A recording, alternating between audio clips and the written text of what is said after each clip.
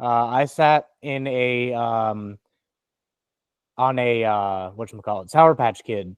Didn't realize it, stuck to my belt, turned on the heat warmer in my car, and didn't realize that the Sour Patch Kid melted to my seat. Oh no. And then I sat in it again on the way to work. So it actually took me 3 days for me to figure out that there was a Sour Patch Kid still on my From seat from Toledo Stadium? from Toledo Stadium.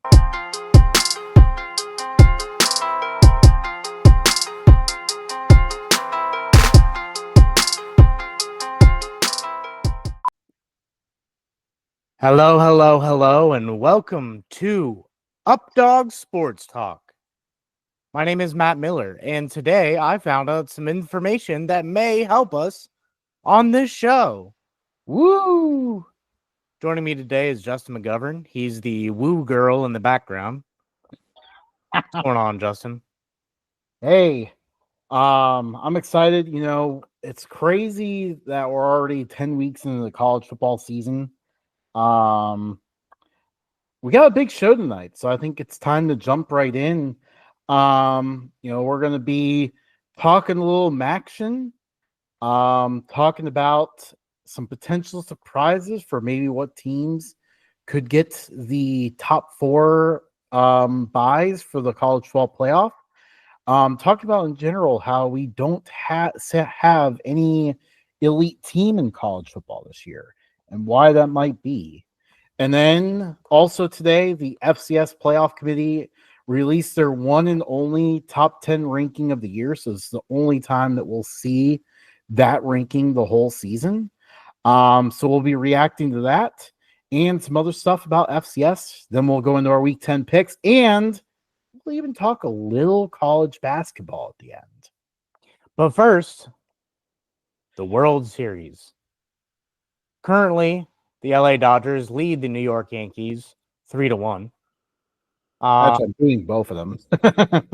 The two teams that have pretty much bought all the talent in baseball.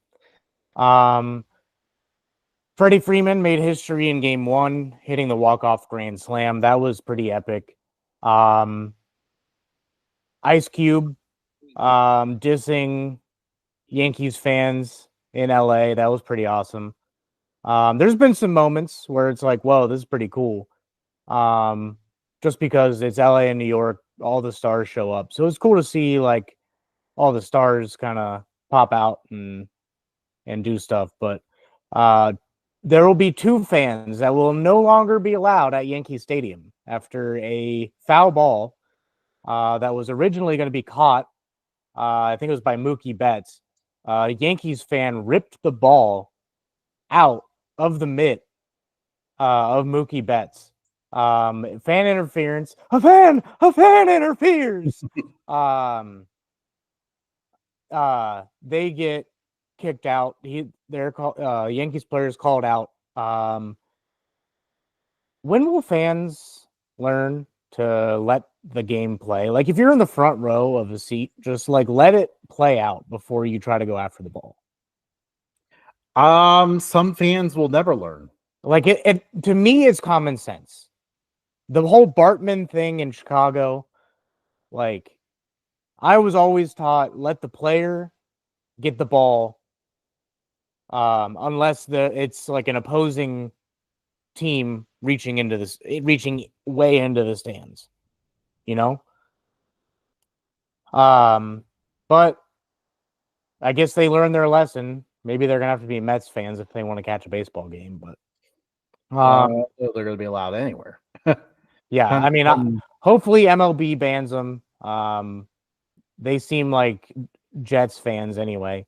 But yeah, World Series getting not as many numbers as they would hope, but I mean, they were expecting their two-star teams to get all the viewership, but nobody wants to watch them. And I don't think they've figured that out yet. Yeah, no, definitely not. I mean, the stars showing up to it is not going to help matters because, for me personally, I'm completely disinterested because, like last year's World Series is cool because, it's two teams that worked hard to build up their roster the right way, and got there. This year, it's just two teams that bought people. There's really no work in that. You just had more money than the other teams. Yeah, and It's just I not do think a big part of it is like the other two teams in the championship series was the Mets and the Guardians. I would have loved to see both of those teams in the playoffs or in the World Series. Um, I feel like it's long overdue for Mets to make an appearance again in the World Series for everyone to laugh at them and lose again. But it would be cool to see the Guardians get a World Series championship. But I guess we'll have to wait till next year. That's enough World Series talk. You guys are probably bored with us by now. Moving on, Justin, kick us off with some Yeah. college football talk. Well, so I was just got back from taking the dog in the walk shortly before the show, and I was realizing because the weather forecast I guess is calling for storms tomorrow, and then it's going to get cold. I was like, this is it. This is the last warm night of the year. The winds of change of fall are coming in, and while I'm not a fan of the cold weather, what I am a fan of is that Maction is around the corner. Maction is probably one of the most underrated week during the week segments. Absolutely. And I mean, it's always thrilling football. Seeing the conference race come down to the finish line every single year during the week, when nothing else is going on is just a fantastic show. So we're excited for that, but we got a little primer this past weekend. Obviously, two of us personally, we were at the Battle of I-75, got to see our beloved Bowling Green Falcons come home with the trophy. The Battle of I-75 trophy for non-Bowling Green Toledo fans. Yeah, that was a lot of fun. I sat in on a whatchamacallit, Sour Patch Kid. Didn't realize it, stuck to my belt, turned on the heat warmer in my car, and didn't realize that the Sour Patch Kid melted to my seat.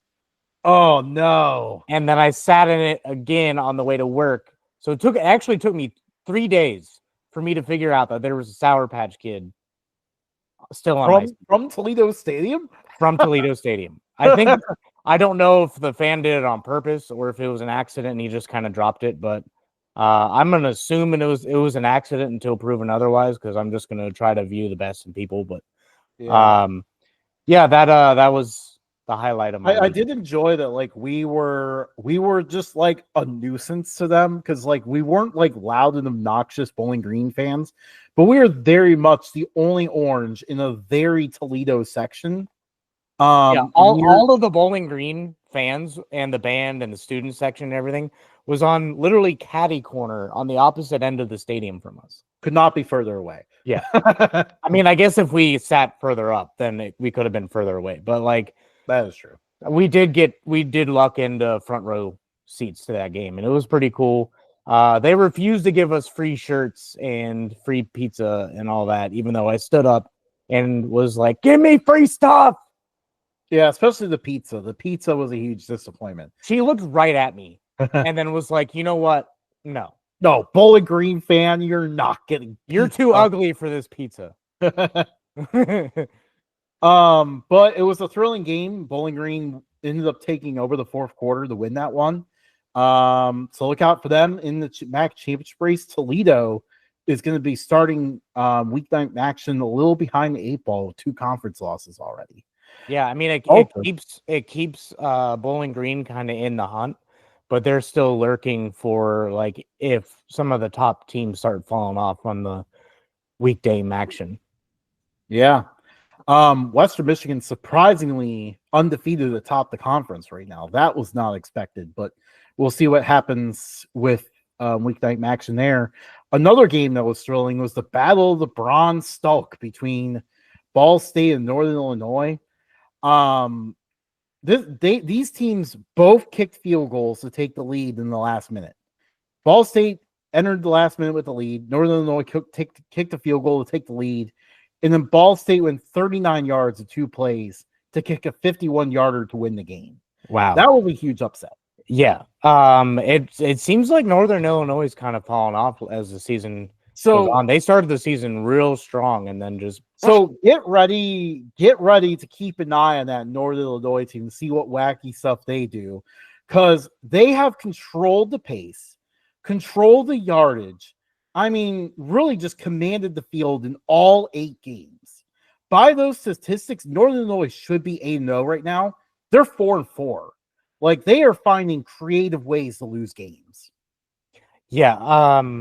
Which is why I don't always tune into their games, just because it's either going to be a blowout or they're just going to find a way to lose it. But um moving on to more weeknight games. Conference USA has a good slate.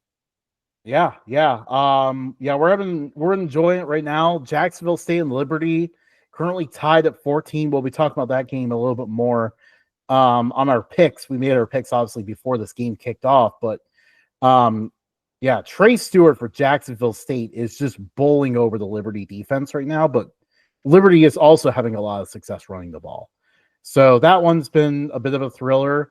Western Kentucky and Kennesaw State we're going back and forth. I think Western Kentucky just pulled a little bit ahead, 21-7. Some people are wondering about like the weeknight games when it comes to Conference USA and how like the attendances look there. And obviously we know weeknight action doesn't exactly have the best attendance. So what I want to ask you, obviously I think that we're at a good spot to comment on this because we are former MAC alums here. How did you feel about weeknight action as a student? And then how do you feel about it now as a graduate? Both are hard to get to. I mean, if it's on your campus, it's easy to go. I didn't really have motivation to go when it was weeknight unless it was in Bowling Green. I have absolutely way less motivation now to go to a weeknight action game because now I have to take a vacation day, maybe even 2, to make it work. And I mean, I love Bowling Green, but I don't know if I'm going to take vacation days for them. Yeah. I think also, one big difference between weeknight action and weeknight Conference USA is that like when it comes to the weeknight MAC games, they're in November, which is not the easiest time to attend a game when you're at a MAC school. If you know anything about where these schools are located, a lot of them are located near the Great Lakes. Lots of cold, windy air coming in November. So I don't think they're sacrificing as much attendance as you would think. Because quite honestly, you are fighting an uphill battle trying to convince 18 to 22-year-olds to sit out in the cold for 4 hours and watch a game. It's just hard to do. So why not take that time of the year that's not appealing attendance-wise and get yourselves on national TV for brand exposure? I mean, might as well get a better TV deal, Yeah. I mean, if you're going to be playing on like throughout the week, are you really like you're not really competing with Monday Night Football because you're not on Mondays. Right. You're on like Tuesdays and Wednesdays, sometimes Thursdays, where nobody really watches Thursday Night Football anymore anyway. So would you try to get like a better TV deal if you're Conference USA or MAC? I would think so. Like I think these games have been pretty popular. Obviously, I don't know. What if they got to deal with YouTube? People could I feel like everybody has a YouTube. Yeah, I know, but like your challenge with that is like, like a lot of people these days, myself included, want to have the games up in the quad box. If you do it strictly on YouTube, you can only pull up that one game. And for whatever reason, like YouTube games are not easy to find. I don't know if it's really often in football. I know it's been in basketball where like the MEAC, for example, will try some YouTube games and stuff. And I've actually tried to seek out these games before and struggled to find them. So it's not exactly the easiest platform to navigate. I think linear TV is where you want to be if you want brand exposure. That's plain and simple where you have to be. Except for when we're recording. or like going live. You can feel free to be on Oh, YouTube and watch it. Yeah. I mean, this Philly show is never going to be on linear TV. Probably not, but you never know. Maybe we'll get somebody's attention. Seems like ESPN and Fox are pretty desperate lately. So so moving on. Anything else about Conference USA, or can we move on to Boise State? Yeah, so let's go ahead and talk about Boise State so far this year. They have a quality win over Washington State. They have a quality win at UNLV. Obviously I don't like the metric of quality losses, but if you're going to use it, Boise State probably has the best one out there because they lost on the road by a last-second field goal to the number one team in the nation. That's pretty good. Yeah, I can't complain about that. So the question becomes, with the resume they're building right now, and potential chaos elsewhere, Boise State could potentially spoil, grabbing a top 4 seed in the first round bye in the playoff. How big would that be? And first of all, I guess before you get to answer that question, we should mention, holy crap, the Yankees are up 3-0 on the Dodgers already. We should mention, if you've been watching ESPN a lot, how the playoff system actually works is the top 5 conference champions. Does not matter what the name of the conference is. Top 5 conference champions get an auto bid to the playoff, and then the top 4 ranked ones get the first round bye. If you've been watching ESPN, you're probably confused about that because they automatically give the ACC, Big 12, SEC, and Big 10 the top 4 seeds and say that the champion of the remaining conferences is a group of 5 automatically gets the 12 seed, when that's not actually the case. That's not how the playoff is formatted at all. It's actually quite infuriating that the network that has the playoff continues to get it wrong all throughout the year. We're midway through the year and they still not gotten it right. So with that being said, this is a strong possibility for Boise State to do this. How big would it be if they were to go and grab that, a first round bye? I think it would be absolutely huge, but I don't think, because ESPN has a huge stake in the college football playoff, so I don't think they would let a group of 5 team get that bye. Yeah, that is the interesting thing. And I mean, we're already seeing it with the AP rankings. If you were to compare, the resumes of Boise State and Ohio State right now, you would very easily, just by the results on the field, the teams they've beaten and stuff, you could very easily argue that Boise State should be ahead of Ohio State right now. But Ohio State's all the way up at 4, and Boise State's, I think, down number 17.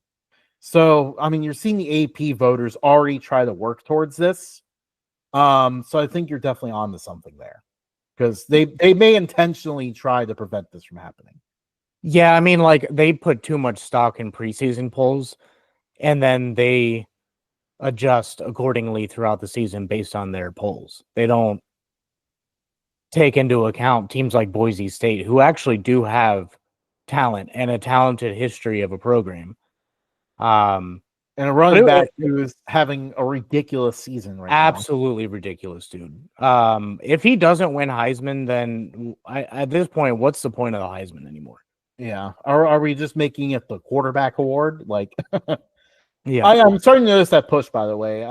Recently I saw somewhere that Dylan Gabriel is now all of a sudden favored for the Heisman. So I'm like, okay, they are trying to make the push to make it the quarterback award again. But if Boise State gets the bye, it would be electric to see them host Ohio State. Go up to the mountain out west. If it was to be a bye, the first round is the only round that's at campus sites. They go to the bowl sites the next round, which is where Boise State is playing. So they released something today about where conference champs would be placed. So I think if an SEC champ got the bye, they would go to the Sugar Bowl. Big Ten champ would automatically go to the Rose Bowl. I believe if the Big 12 champ or even the Group of 5 champ would be in the Fiesta Bowl. Yeah, I can kind of see that. I'm a little surprised Allegiant Stadium wasn't considered for that though. They might be considered for like the national Later, championship, yeah. because like Is that where the you get national championship traditional is? bowls for like those rounds. Yeah. But it'll be interesting to see how that unfolds. The one thing is though, you almost wonder like if Boise State, starts to rise up the rankings, gets in the top 10 or so, you almost wonder if they would prefer to get like an 8 seed instead of a 4 seed. Because if they get an 8 seed, they get to host a playoff game. Yeah. That would be. Can you imagine the Blue hosting a playoff game? That would That be would be electric. Can you imagine them hosting a playoff game in like a foot of snow? Oh yes, absolutely. Make That's it like the who was it was I can't remember what year it is. This is a real deep cut, but there was one year where I think it was the last time that Idaho made a bowl when they were an FBS member. They made the Idaho Potato Bowl. I think it was against Colorado State. And like the field iced over as the game went on to the point where the fourth quarter had like 50 combined points because the defenders couldn't like stand anymore. Basically, they were like struggling to keep up with the offenses. So can you imagine like a playoff game with something like that? I know some traditionalists wouldn't like that, but I would definitely be all about it. Yeah, this will be a fun little playoff we have going forward, but especially if Boise State gets to host um that playoff game. But that brings us to our next point. Is there parity finally in college football? I mean, like there's still a little bit of a difference between Power 4 and Group of 5, but it doesn't seem like there's two or three superior elite teams that are like so far above everyone else. Like the Nick Saban teams just seemed like miles ahead of the rest of college football. The Kirby Smart teams of the past few years seem miles ahead of college football. But all of a sudden, even Kirby Smart's teams, even Oregon, Texas, they all kind of seem around the same level. Yeah, like there's no elite team this year. I'm going to go ahead and say it. Like every single team you look at this year kind of seems to have their flaws. In particular, there's a lot of teams that are currently ranked highly that aren't running the ball very well. And it's actually kind of shocking to see. Like, Georgia's run game is not anywhere as dominant. Carson Beck is not an elite quarterback, so like he can't carry the team either. Although he did play well against Alabama, but I mean Alabama also went on a 2-game losing streak. Yeah. I still am under the mindset that he stat padded against Alabama, but yeah, like Texas couldn't get anywhere against Georgia. Their line got exposed a little bit. Oregon had some troubles running the ball this year. Dylan Gabriel struggles with picks. Ohio State has had their run game kind of capsize a little bit. It's just like you look at every single team, you're like, man, there's this reason why they're not going to win it this year. Yeah, early on this season, I actually said there may not be an undefeated team. Yeah. Yeah, absolutely. It's still possible at the moment. There's still a handful out there, but I mean, like, if we still have what 5 weeks, 6 weeks left of the season, yeah, left. give or take 5. But yeah, I mean, like, I don't think like there's that superior talent like overall, like the Nick Saban teams and the 2008 Florida Gator teams.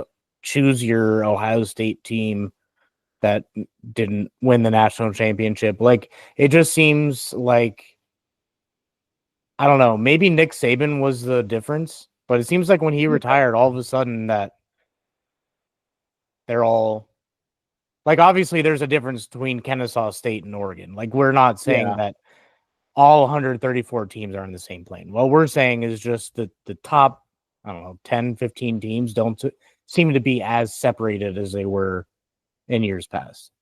Right.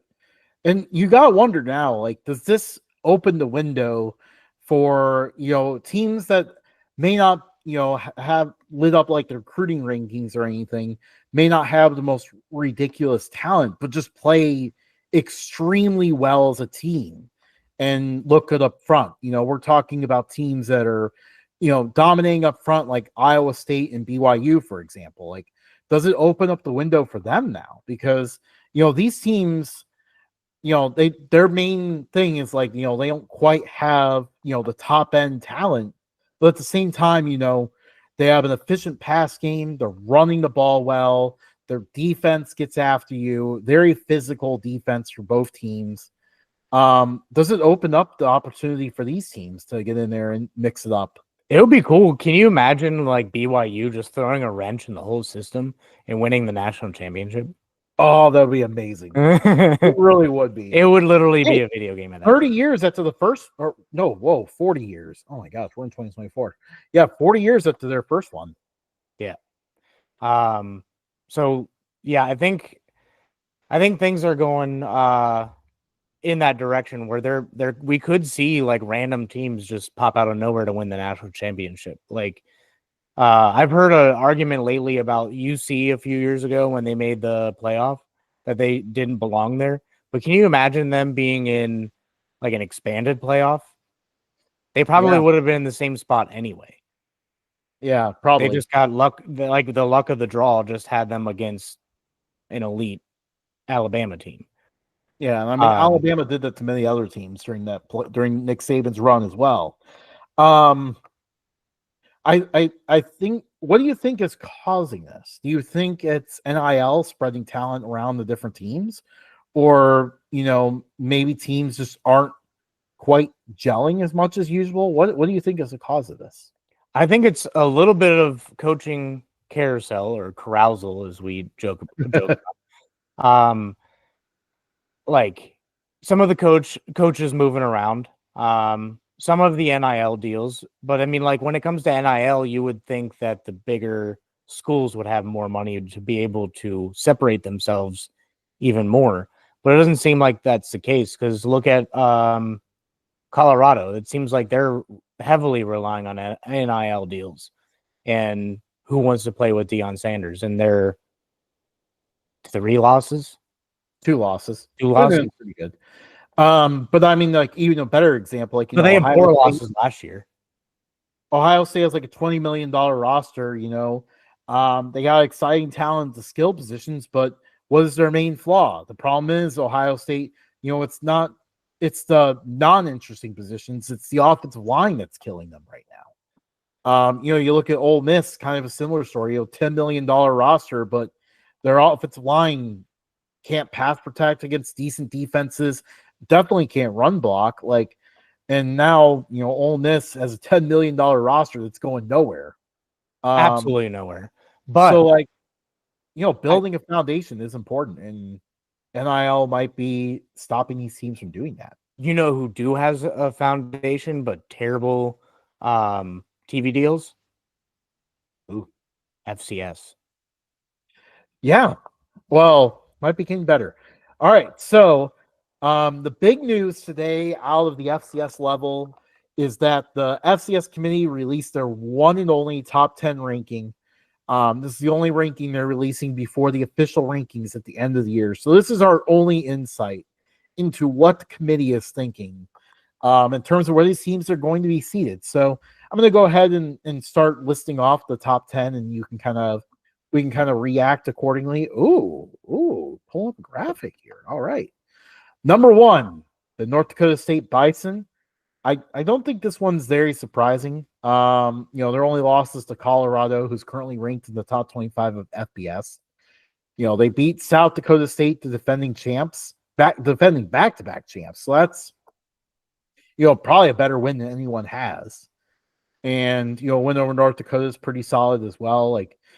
This team very much has their fastball back and looking pretty good. Yeah. Number 2, the Montana State Bobcats. I think they are the last undefeated FCS team. Wait, I take that back. Dartmouth is still undefeated. but at least in terms of competing for the playoff, Montana State is undefeated. They have looked absolutely dominant. Like they are pretty much benching their starters at the halftime most of the time. But I think the one problem is, there's been a lack of competition for them. They have the season opening, the week 0 thrilling win over New Mexico, which is a nice win. They blasted Idaho in a way that no one else did. We'll talk about Idaho in a bit here, as you can see on the graphic. But other than that, they haven't faced the toughest competition, which prevents them from getting ahead of North Dakota State, but still a lot of respect. I think Montana State can feel good that, their 2 remaining biggest games are both at home, when pretty much the whole road for them goes through Bozeman.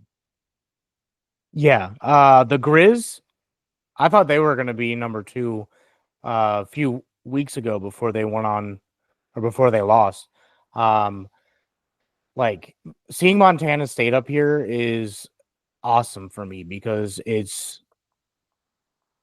like all of a sudden Montana may have the biggest rivalry in college football. Oh, I mean, if you ask them, they already do. Ohio State and Michigan fans may have something to say about that.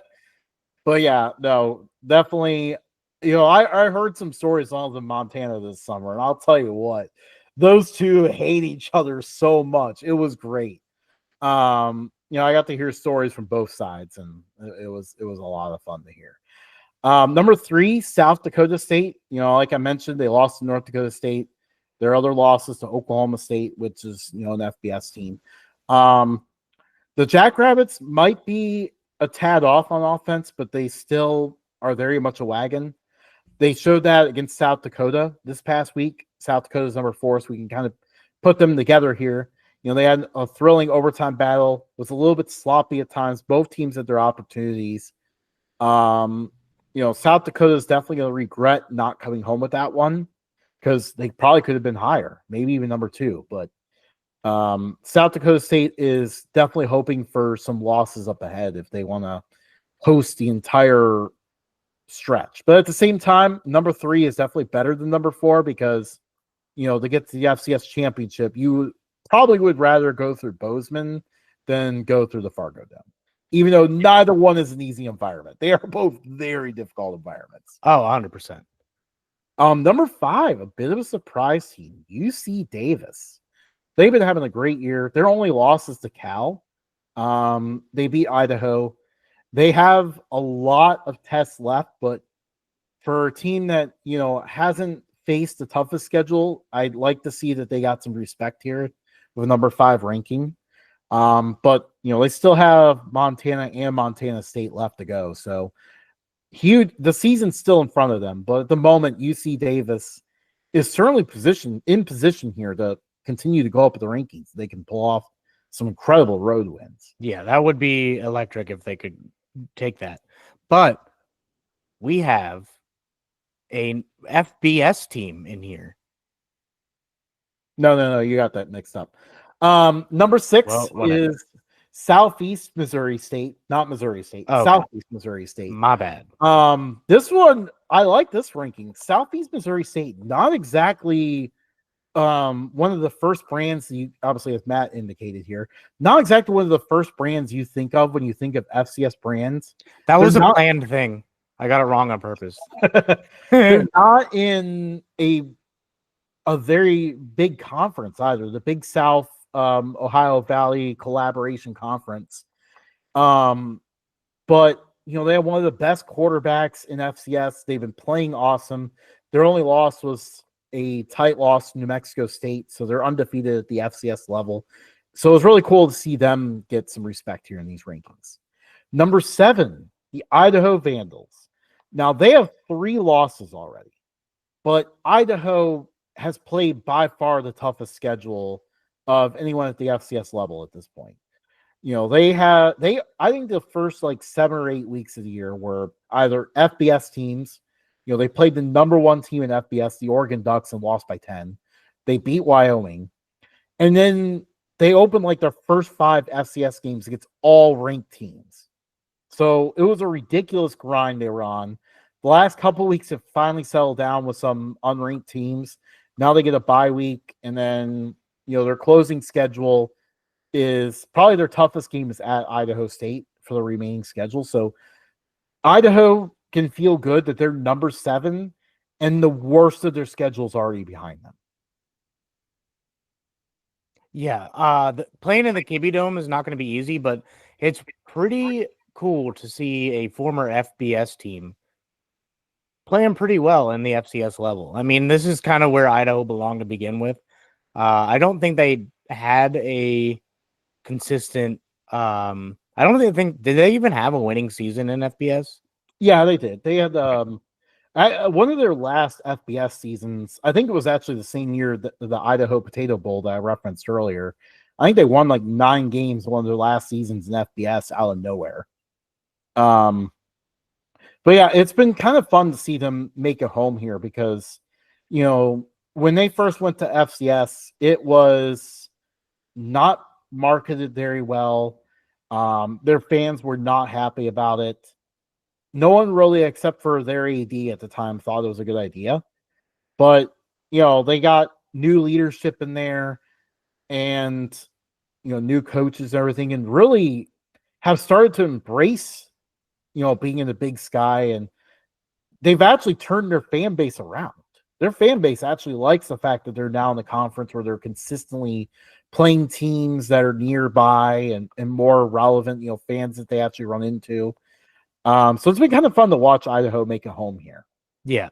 I think they're a better fit. I would have loved to see them do something at the FBS level, but Idaho playing pretty well for the FCS. Now, for last year's surprise, Mercer. Yeah. They made their first FCS playoff last year, and now here they are at number 8. It was hard to tell if they would keep getting respect because their defense was so dominant for most of the year. And then out of nowhere, 2 weeks ago, Samford lit them up for 55 points. It was the most out of nowhere blowout loss. It felt like, in most of the FCS rankings that Mercer kind of lost the respect they worked hard to gain. But it was good to see that in the actual committee rankings, they didn't lose it. They're still in top 10. Yeah. I mean, what if they get over the hurdle and in their second season, they can get a championship out of it? Maybe we'll have to see. It's going to be a long uphill climb, but if their defense can get back on track, it was playing at an incredible level for such a long time. Number 9, the Incarnate Word Cardinals. This year they worked hard to beef up their schedule a little bit because, last year they infamously missed the playoffs with only 1 loss because infamously. with they Grammar, only lost, please. Bam, bam, bam, bam. Grammar, please. Go ahead. They only lost 1 game last year, but it was the 1 game they couldn't afford to lose to win the conference. So without a conference auto bid, they ended up missing the playoffs because of strength of schedule. This year, they worked hard to schedule a tougher schedule. They have 2 losses, but because they played a tougher schedule, they got the respect in the rankings now with a top 10 spot. And then number 10, the Montana Grizzlies. Everyone's favorite FCS team, the Grizz. At least one of our favorite FCS teams. Yeah, definitely. Until next year. Yes. We'll get to that in a second. Until next year, we find a new adventure to go on. UTRGV. Yes. The Vaqueros. Yeah, so Montana has not had an easy run of it this year. They have struggled on defense some games, struggled on offense other games. But they've come home with wins, including some big ones. And that's showing up in the rankings here for the top 10 ranking. Finally, some more notable omissions to the top 10. I noticed the UAC did not get any top 10 teams. So I don't know if the committee respects that league as much.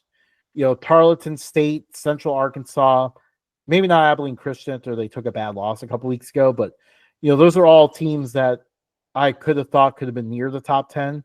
Tarleton State, in particular, has been showing up in the top 10 in other FCS rankings. So they were really the main ones that got left out here. I'm excited to see what those teams do in the playoffs because they're all like super aggressive. I feel like they're either going to surprise someone and beat them or just go down in the ball of flames. Only one of the two is going to happen. Um, but yeah, I think we're setting up to a fun race to the finish here. NC Central, their omission seems a little curious. Maybe it's because the Grizz are maybe like their child, the FCS child. Like they claim it like they're the FCS version of Alabama. Like they just can't leave them out. Maybe it's like that. It is like that, especially Montana State fans I talked to when I was in Montana. They definitely said that they'll never leave them out of the playoffs because they're too big of a draw. But yeah, so definitely setting up for a fun run to the finish here. Another big thing for the FCS is the announcement that came out the other day that their semifinal games are going to be on ABC. That is huge, huge exposure for critical games.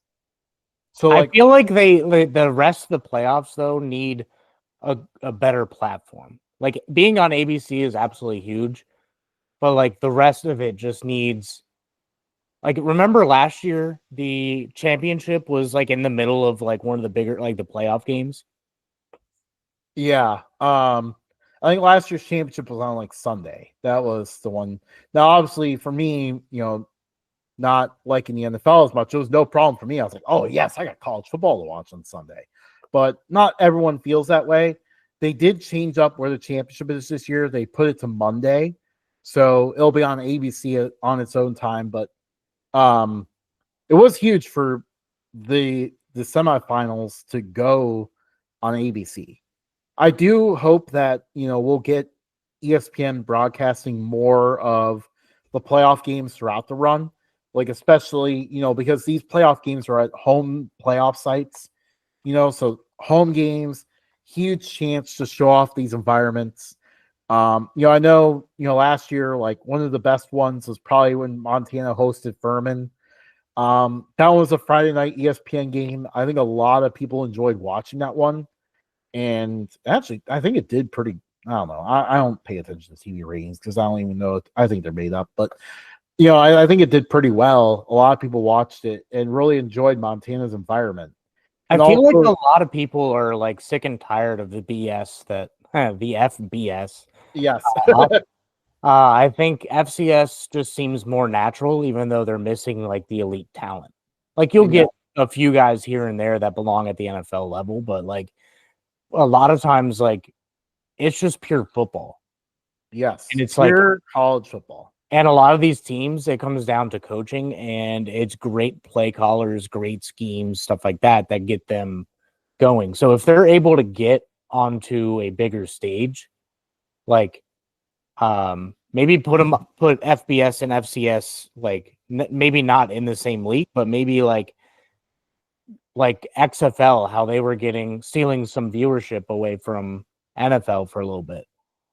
Like maybe they do something like that. Like maybe they I mean, if NCAA wants parity or more money, they can always just be like, you know what? Let's get more money down at this level now. Yeah. I would hope, but obviously lots of decisions they make we never agree with. So it is time to move to our week 10 picks. We start off in the American on Thursday night, tomorrow night. Tulane at Charlotte. Tulane looks to continue to remain a contender, or does the tricks or treats of Halloween strike and Charlotte pulls off an upset? Nah, I think Tulane's got it. I picked against Tulane earlier in the year, and it bit me in the ass. So I'm not doing it again. Not again. In the ACC, Pitt at SMU, both teams undefeated in conference play. Pitt undefeated overall. both ranked teams, looking really great. Which team continues their amazing start? I think SMU, man. I mean, like that Pitt offense is fantastic, but I gotta roll with SMU on this one. I mean, I think they're a better, well-rounded team, even though the Pitt offense is a little bit more electric. Yeah, I think SMU got quite the wake-up call last week when they turned it over 6 times against Duke and somehow won the game because they gave up 0 points on 6 turnovers, which feels impossible. It does go show that this SMU team knows how to win. I think their explosive plays could be the difference here. SMU pulls off the win. In the Wow, Big an 12. agreement, 2 out of 2 in agreement. That's rare. Yeah, I know. Yeah, surprising so far. In the Big 12, TCU and Baylor, two teams that were left for dead just a few weeks ago, now on the rise. In this rivalry matchup, who do you think wins? As much as I want to pick Baylor, I'm gonna go TCU. I'm still kind of high on them. But yeah, I don't have much to say on this matchup. I'm going Baylor on this one. I almost picked Baylor. Did you see the uniforms they dropped? No. Let me see if I can pull it up. But yeah, I see Baylor winning this one. I think ever since they made the quarterback switch, their offense has gotten a lot better. It just took a few weeks for people to realize it because, they took the Hail Mary loss to Colorado and then also, had to play BYU. But Baylor's offense has been on a roll, and I don't trust TCU's defense enough to stop that. I can't find it. All right, then we'll move on to the Big Ten. Ohio State at Penn State. Is Ryan Day the Michael Jordan of James Franklin's, or is James Franklin the Michael Jordan of Ryan Day's? Honestly, I don't know how to accept that one, so I'm just gonna say, Penn State is gonna win this game for the sole reason that I think Ryan Day shoots himself in the foot too often. Yeah, I could see that. And I figured that you would take Ohio State, being the Ohio State fan. Well, here's the thing, though. You put me in a box here because I wasn't about to have Ohio State lose out on a game to you, so I had to go Penn State as well. Well done, Matt. Mentioning losing a game to you, we probably should have led off this segment by mentioning it. So far this year, Matt has a 59-31 record. I have a 56-34 record, so Matt maintains a slight lead. So I am trying to catch up to him. Yeah. And I was not about to have this game cost me from doing that. In Conference USA, what's going on right now? They're in the second half. Jacksonville State at Liberty. Who do you see winning this one? We're going to start with you on this one. All right. I think that Liberty is going to rebound at the last week's loss. I see them coming back and answering in this one. How about you? I have Jacksonville State. I'm riding them high. Currently, it's 14-14. So by the time we're done with this show, maybe none of our questions will be answered. Yep. It may still be up for grabs. Right now, tie game at the moment. Jacksonville there's State, a flag, but they're still running a play. So I don't they're running a play right now. Why does it say there's a flag? What is going on? Jacksonville State is past midfield, though. Yeah, and that's a big play. Down at the 4. Sorry. For those who are watching, we are currently also watching Jacksonville State at Liberty. A large pass just happened. Jacksonville State just scored to go up 20-14. They're probably going to kick the extra point, you'd think. Oh, no, they got called back on a flag. Whatever. Monologue over. Is this an invisible flag, though? Yeah, no. This one's actually holding. Okay. Go. Let's get back to our picks so we don't start losing people here. All right, Maxon. One of the few MAC games this week, Toledo at Eastern Michigan. Which team rebounds from last week's loss? I think Toledo does. I think I was impressed with what they had to offer against Bowling Green. I think they just Same thing with Ryan Day. I think they just kept shooting themselves in the foot. I think the quarterback made some bad decisions. I think he's going to rebound, and I don't think he's going to make the same bad decisions this game. Yeah, I agree 100% what you're saying. I have Toledo winning as well. In the Mountain West, Jay Norvell returns to Nevada. Colorado State at Nevada. A hostile crowd's going to meet them here after Jay Norvell left a few years ago for a team within the same conference. Who do you think wins? Colorado State. Got to stick with the Rams. I'm going Nevada in this one. I think they ride the crowd to victory here and pull off the upset. I think, Nevada's been a lot tougher at home than they've been on the road. So I see them winning this one. In the SEC, Texas A&M at South Carolina. Texas A&M coming off a big game, going to South Carolina. Is this a trap game? With South Carolina, you wouldn't normally think so, but they've trapped a few teams so far this year. I don't think so. I think Texas A&M is gaining full head of steam. So I think the difference is their elite talent. Their I forget his name, the defensive end that's going to go like top 15 next year. I think he's going to be a force to be reckoned with, and then their offense, I think, is going to be able to move the ball against a lackluster South Carolina team. Yeah, I think, obviously South Carolina's defense deserves some respect. Their offense is probably the main thing I worry about with them.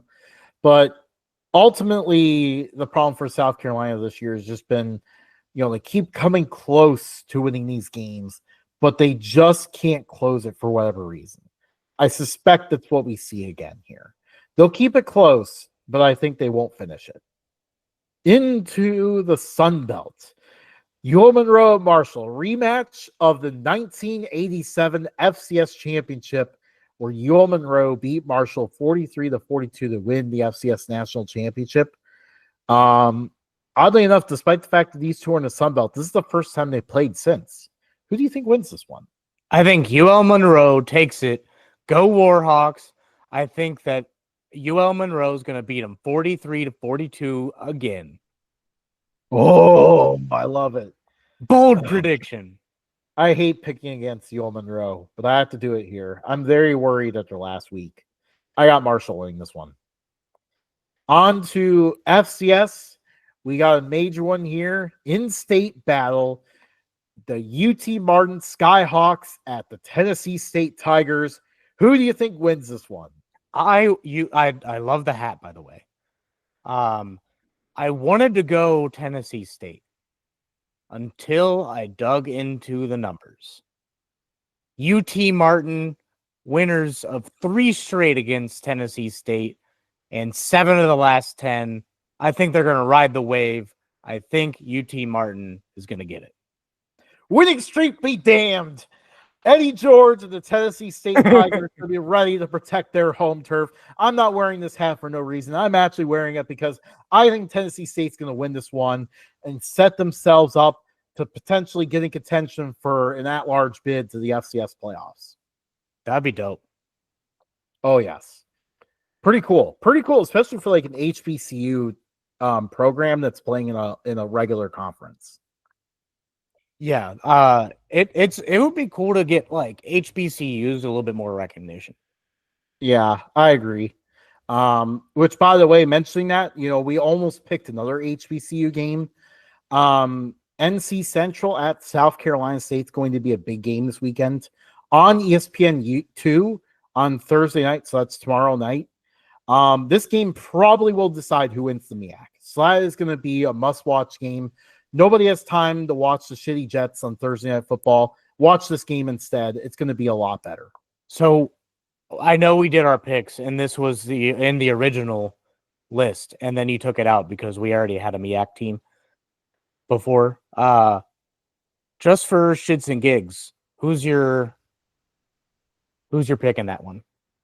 I'm thinking South Carolina State might be able to disrupt the flow here and take it. They've been looking really, really good, especially on offense. Justin, if we have a tiebreaker, note this game because it may just be an exhibition pick for us. but I'm going with NC Central. They deserve to be in the top 10. Rank them, you cowards. Rank them, you cowards. Love it. I love it.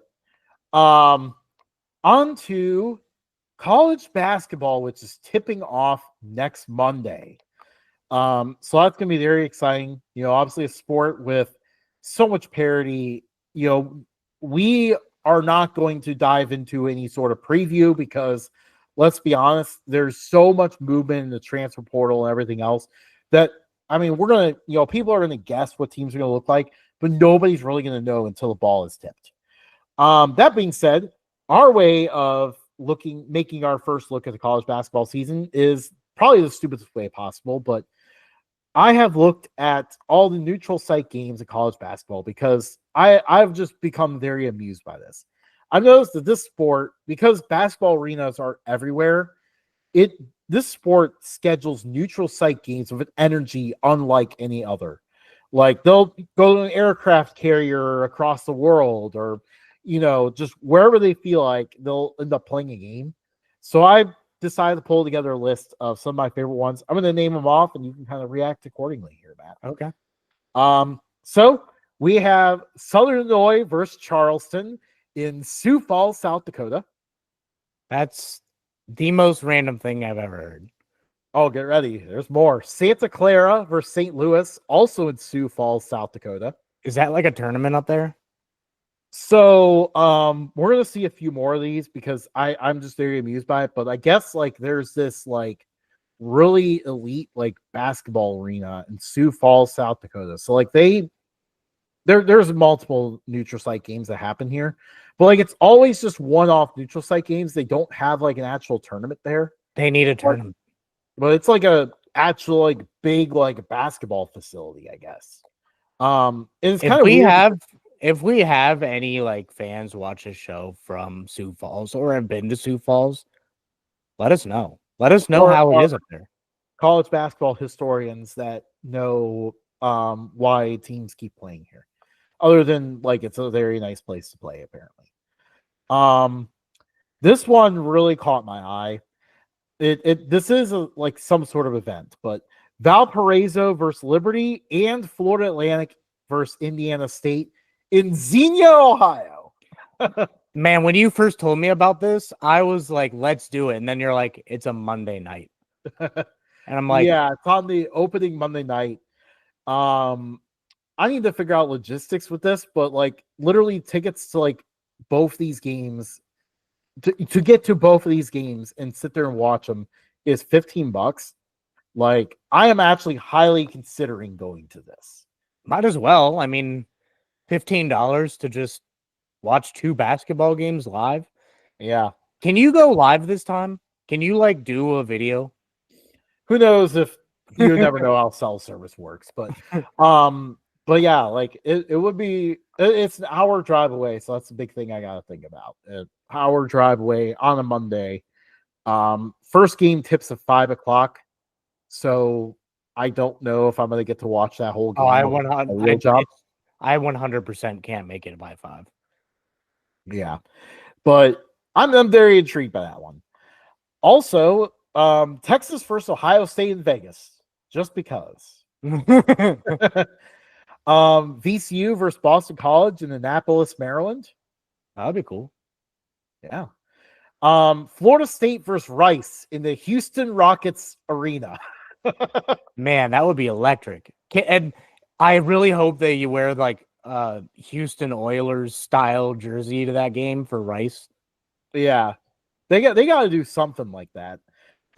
It's very weird that Florida State chose Rice of all teams to play there. Very random. And they're in Houston. Yeah, they're in Houston, but of all the teams in Houston to play, that's the one you play. There's a lot of smart people that go to Rice. Maybe they also learn sales. Perhaps. We have Louisiana Tech versus UMass and Hofstra versus Seton Hall on Long Island, New York. That one's really random. Didn't Long Island lose their program? No, they're still there. Remember they got like merged with like another college and the Oh yeah, yeah, LIU yeah. Shocks. Yeah. Gotta say with New England accent, Oh Shocks. yeah. Um, Washington State versus Iowa in Moline, Illinois. Just so you know, this is not a Chicago suburb. This is in one of the other parts of Illinois. I mean, is there anything else in Illinois besides Chicago? I really don't know. I know like University of Illinois is like No, somewhere in the I'm Justin. I'm messing. It's corn, and we all know the other part of Illinois is corn. Colorado State versus Ole Miss in South Haven, Mississippi. That's an interesting It one. is it's just south of Memphis. So basically the main appeal of this city is that it's almost not in Mississippi. What if they played? What if they played in that like random shack that was across the bridge from Memphis? Remember when we went over that bridge and it was just total darkness, not a light anywhere? Right. In the Arkansas side. Oh my Yeah, god. That would Arkansas. They would not do that. St. Mary's versus Nebraska, also in Sioux Falls, Idaho. And Sioux then Falls, you must have a banger of an arena. yeah. I mean, this is not the last one. We got more coming. Utah versus Mississippi State, also in South Haven, Mississippi. We have Central Connecticut State versus Northeastern in Montagne, New Brunswick, Canada. What? Of all places in Canada. Like, honestly, if you think of like the Canada provinces that I think of the least, New Brunswick is probably the one I think of the least. I think this is just a rendered picture, but I think I found the Sioux Falls.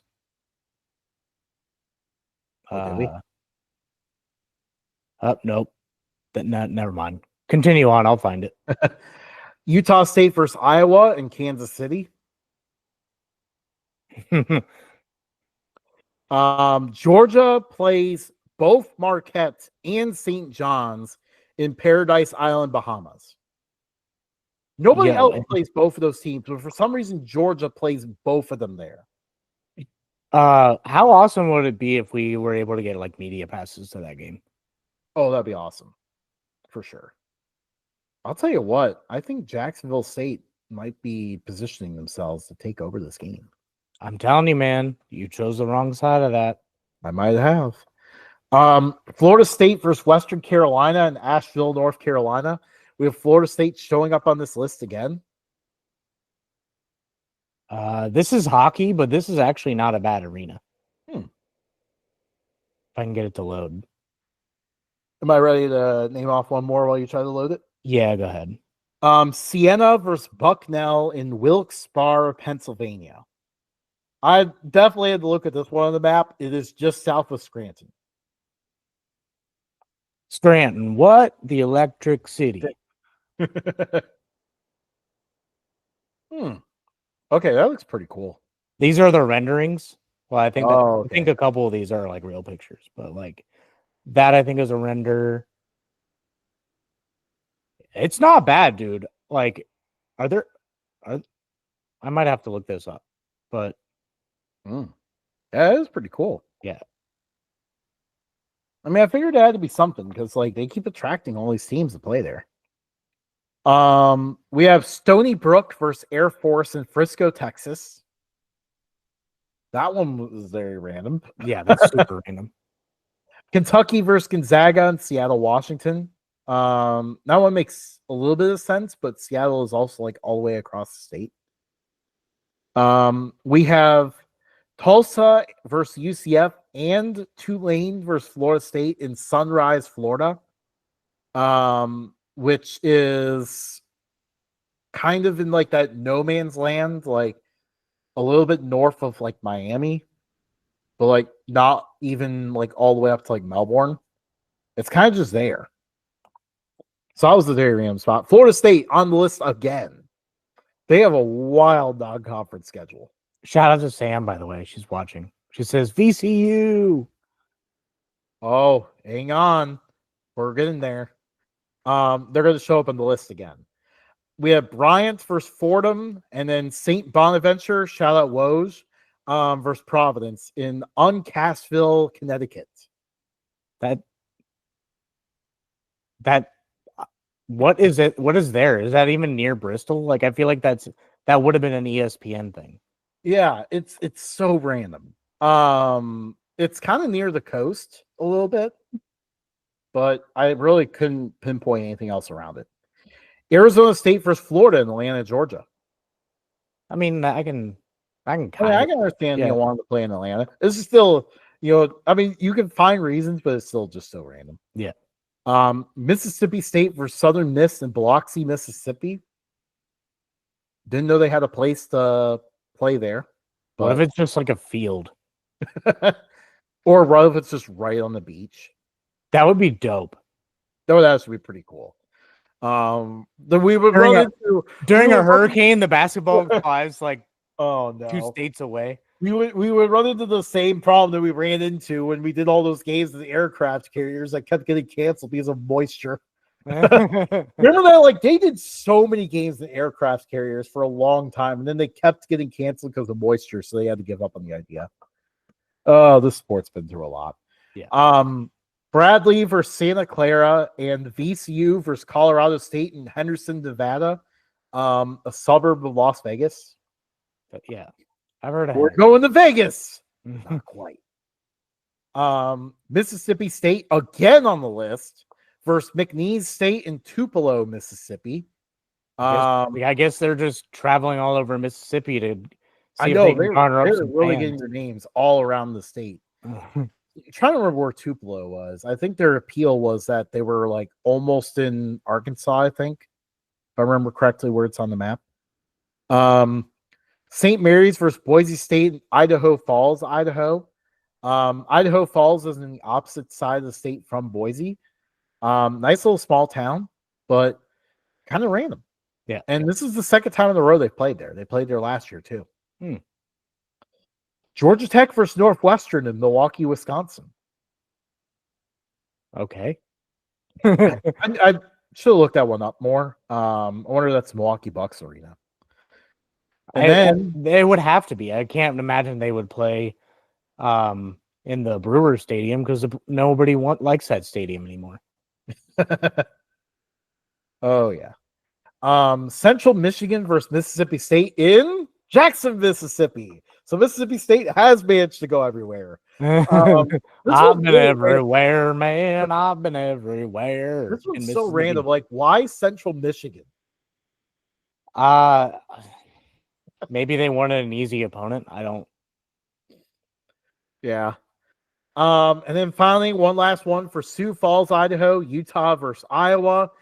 And then finally, closing out our list here, we have one close to home, Dayton versus Cincinnati in the Heritage Bank Center. If you're not from Cincinnati, we have to describe what this place is. If you've seen a pile of rock and rubble with a tiny gap in it, that's what that is. Yes. This place hosts a minor league hockey team most of the time. It is also the only place in the greater Cincinnati area, honestly, the only place I've ever heard of in my entire life, that serves RC Cola. They managed to find the one place that serves RC Cola and went, let's play a game here. You know, RC Cola isn't that bad.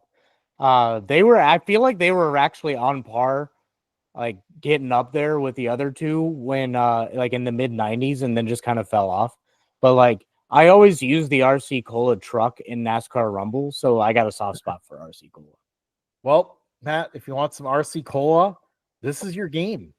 That place has been renovated twice. And one of the times I think it was like right after the Who had a concert here. And like, yeah, and 7 people died. Oh, because they got squished up against the doors. Yeah. I went to a comedy show there back in May, and I can tell you, It is tight in there. Yeah. When you're walking down the hallways, it is very tight. I pretty much only go there for dollar beer night for the Cyclones. Um, I mean, But you now you can can't. go there for, I mean, you could have always gone there for RC Cola, but now that I brought it to your attention, you can go there for RC Cola too. Dollar beer night sounds better. Probably right. Although I kind of don't want to step foot in that building, but if the city of Cincinnati catches a hold of this video, please build another arena. Taxpayers will welcome it as long as it's met with a little bit of like contribution from corporations around the area. Nobody likes Heritage Bank Center anymore. Yeah, and if we had a better place to host it, maybe we could start to see some more cool basketball events. This game kind of had us thinking, like, and we've seen waves of it being proposed around, an event where, like, we get to see more of like Ohio State, Dayton, Cincinnati, like Xavier all playing each other. But I feel like if they were going to be in this area, it would either have to be outdoors or maybe at Cintas. It would have to be at Cintas, probably. Because I feel like Fifth Third Arena is a little too small. Yeah. Cintas just seems like the only place that would be able to hold it. But Heritage is RC Cola. There But you go. it'd be pretty cool. Like, we were thinking about this event, and like, it'd be pretty cool to have like an annual thing where these teams like kind of rotate playing each other. Now, obviously, like Cincinnati and Xavier would never end up playing each other in this event because obviously they play the crosstown shootout each year on their own. But it'd be a cool way to get to see more of these matchups. Get to see Dayton play Xavier again. More of Dayton versus Cincinnati, Ohio State versus Cincinnati, like stuff like that. Ohio State versus Xavier that we don't get to see as often. Yeah, or like, I don't know, maybe at Ohio State, have like the Ohio Classic and have like all of the Ohio D1 basketball schools meet there in a tournament. We probably can't do a tournament of it just because there's solely like too many MAC teams, but like, it'd be pretty cool to do, one that has like at least a lot of the teams. Like, you get to invite a MAC team in there, a Horizon League team. I mean, Northern Kentucky is kind of Ohio. They're kind of Ohio. Or like maybe Cincinnati's part of Kentucky. However you want to look at it, they're pretty close to each other. So might as well take NKU with. Right. But, like, I mean, there's so many games you can schedule every single year for college basketball. Like, there's so many non-conference games. There's got to be room in the schedule to make this happen. Yeah. But we will bore you with basketball details in another video. Justin, have any food topics? Well, other than talk about how amazing our poly-ice breadsticks were, but Oh man, those were great. Oh, did you already finish yours probably by now? Oh yeah, 100%. I gave some to Ella, and she like thoroughly enjoyed it. But shout out to Campus Poly-Eyes. Please put something down here in Southwest Ohio. That'd be fantastic. If you ever get the chance and you're in Northwestern Ohio, don't know what your reason would be to be there other than for Campus Poly-Eyes. But if you find yourself in Northwestern Ohio, go seek out Campus Poly-Eyes pizza stuffed breadsticks. Preferably, I like to dip mine in the ranch. Justin, what did you end up getting? Jalapeno nacho cheese. It is absolutely incredible. Yeah. My wife also likes the ranch. She says it's very good too. So like you just can't go wrong. Like, I've had buffalo sauce with them before too, and that's really good as well. This place is just incredible. The best stuffed breadsticks you'll ever have. Yeah, they're like, you have this like garlic butter that they dribble on top. Oh my gosh, I kind of want to go back up there and just get more breadsticks. I know, right? But might have to get caught in the party scene again. I think that's our second straight week of talking about that. I will talk about campus poly eyes until I'm Oh blue yeah, in the for face. sure. Same. Something just for us. Yeah, if anybody has other food topics, we are welcoming them. After like what 12 weeks, we're kind of running out of things to talk about food wise. So, if you have any food topics you want us to just end the videos with, something a little fun, let us know. Comment on the video, DM us on Twitter or X, whatever we want to call it now. Yeah, just give us a shout out. We like to hear from everybody. Yeah. Speaking Coming of, next week is going to be our next top 25. oh, We've waited shoot, another month, we did wait taking the another time month. to evaluate the teams, and we're going to be doing a fresh set of rankings next And week. we are going to be here for your source of entertainment through, not to get too political, but this is definitely the most depressing election in my lifetime. Yeah, I would have So to the agree day with that. after election day, we are here to soothe your pain. Yeah. Well, or, I mean, for us, we got a big game, Bowling Green versus Central Michigan. That's my focus that day. Yeah. Pat and gang on Pat McAfee's show. The one time I got to watch them in the past like 2 weeks, they were, I think that's the trade deadline. So I think they were like, yeah, it's the trade deadline day. It's a trade deadline day. I've seen like other people go like, "Hey, it's college football playoff rankings day," and Yeah. everything. Yeah. Oh, So I it's our just top like that. 25. We're releasing our next rankings right after the first college football playoff rankings go out. Oh, that's gonna be fun. Yeah. I can't wait. Oh yeah. Follow us Big at Updog Sports Talk. I found out some new things today from a source on how to make this show a little bit better. So I'm going to see if I can implement some of those so people can find us a little bit easier. But follow us on all social media at Updog Sports Talk.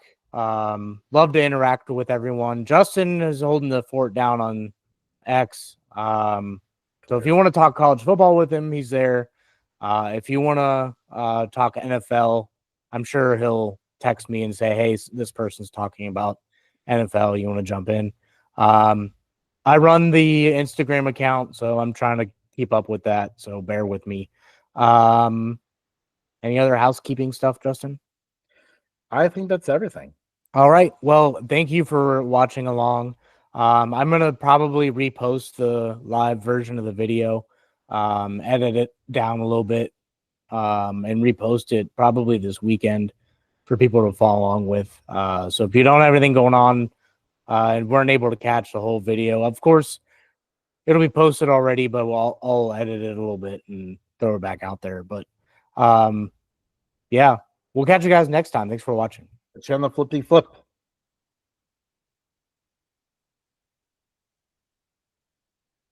Sam was on the